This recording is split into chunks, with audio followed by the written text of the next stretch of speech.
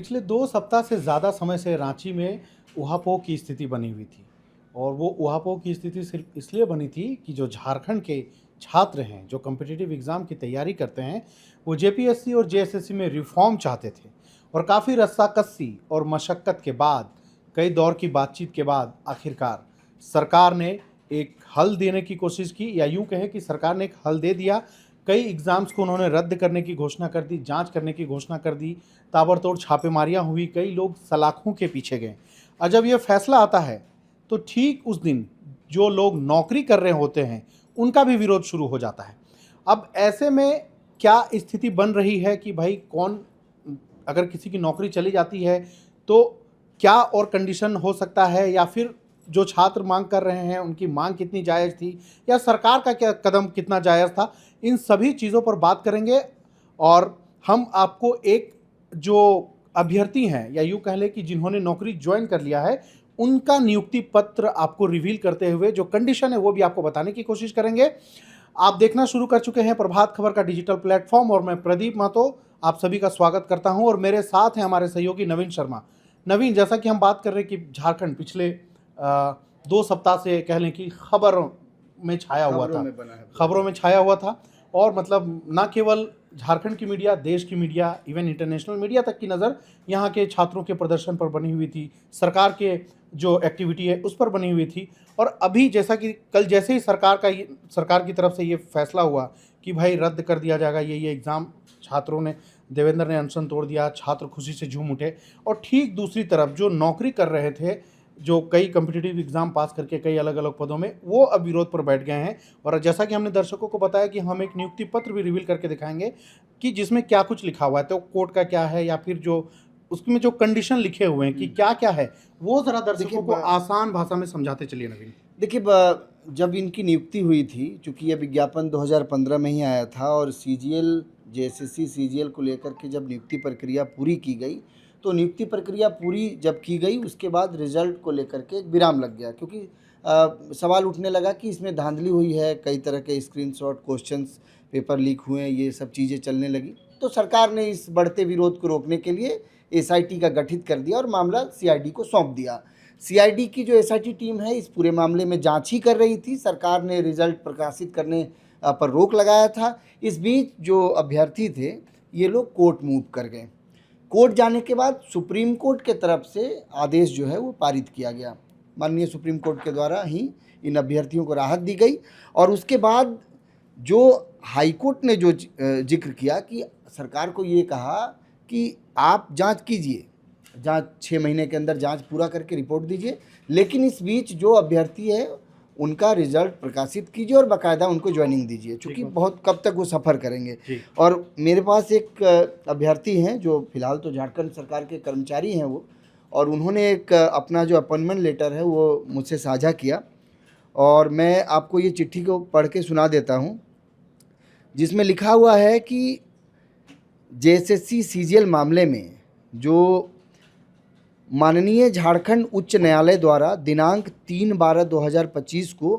पारित न्यायादेश के आलोक में झारखंड सामान्य स्नातक योग्यताधारी संयुक्त प्रतियोगिता परीक्षा 2023 के अंतर्गत कथित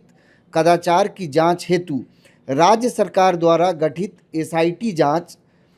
के क्रम में यदि भविष्य में कोई अनुशंसित अभ्यर्थी दोषी पाए जाते हैं तो उसकी अभ्यर्थिता रद्द कर दी जाएगी तथा आयोग द्वारा संबंधित अभ्यर्थी की अनुशंसा वापस लेते हुए विधि सम्मत कानूनी कार्रवाई की जाएगी। और इसका 8वां और आखिरी पॉइंट जो था वो ये है कि यह नियुक्ति माननीय सर्वोच्च न्यायालय नई दिल्ली में लंबित एसएलपी, जिसका डायरी नंबर इतना इतना इतना है, और इसके फलाफल से ये प्रभावित होगा। यानी कुल मिला के ये जो नियुक्ति पत्र सरकार की तरफ से दिया गया था इनको, जिनकी संख्या लगभग 1975 थी, कुल पदों की बात करें तो 2025 थी, उसके अगेंस्ट में 1975 बहाली हुई थी। और इसमें जो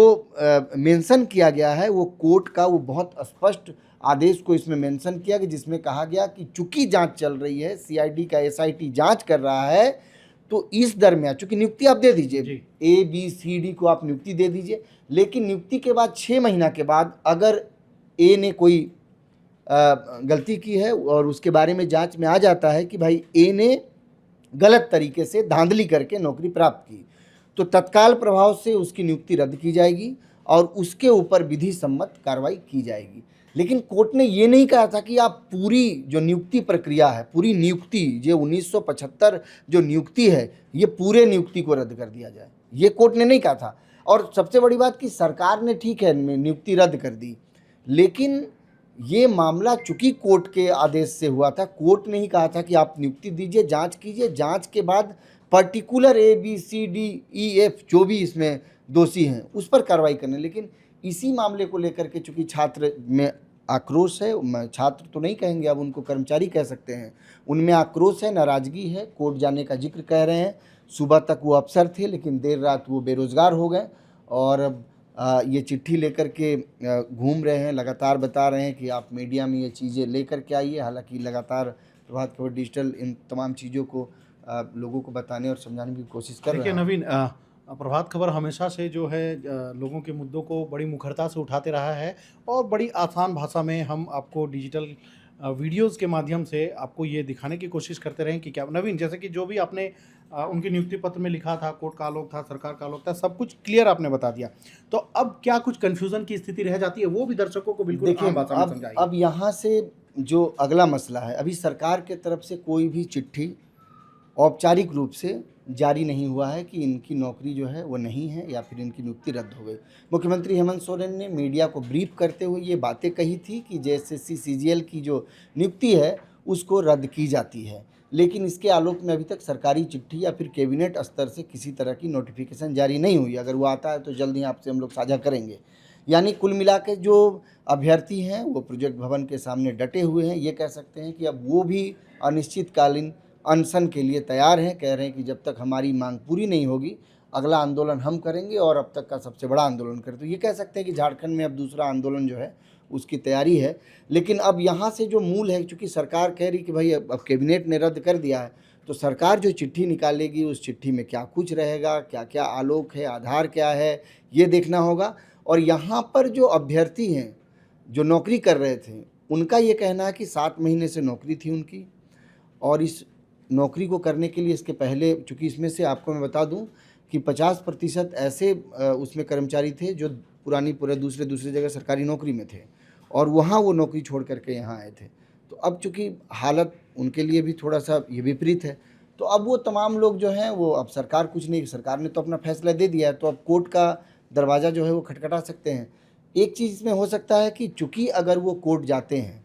और उसमें जो आधार है, जो बेस है, अगर वो ये बनता है कि चूँकि कोर्ट के आदेश से ये नियुक्ति मिली थी, सरकार ने पूरी नियुक्ति को रद्द कर दी, तो इस आधार पे अब चूँकि ये पूरा कानूनी एंगल है कि किस तरीके से क्या क्या होगा। लेकिन हाँ, कोर्ट जाने के बाद इस पूरे मामले में मुझे नहीं लगता है कि इतनी आसानी से इनकी नियुक्ति प्रक्रिया को रद्द की जा सकती है। ये टफ है, सरकार के लिए भी आसान नहीं है। मुख्यमंत्री ने हालांकि ब्रीफ जरूर कर दिया, कैबिनेट ने फैसला ले लिया, लेकिन कोर्ट जो है इस मामले में क्या कुछ करता है, ये बहुत गंभीर सवाल है। क्योंकि आप एक कहावत सुने हैं कि कानून के नज़र में ये है कि एक दोषी जो है, 1000 दोषी छूट जाए लेकिन एक जो है निर्दोष जो है वो फंसना नहीं चाहिए। तो चूँकि 2000 लोगों का मामला है, उनके भविष्य का सवाल है। हालांकि ये चूँकि पूरा न्यायिक प्रक्रिया है, कोर्ट तमाम चीज़ों को तय करेगा, लेकिन मैं ये बता रहा हूँ कि एक लंबी कानूनी प्रक्रिया है। मुझे नहीं लगता है कि बहुत आसान होगा सीधे ये कह देना कि भैया आप लोग अब बेरोजगार हैं। देखिए, तो कुल मिला जुला कर कहीं खुशी कहीं गम वाली स्थिति है। और हमने आपको एक नियुक्ति पत्र जो हमारे पास आया था,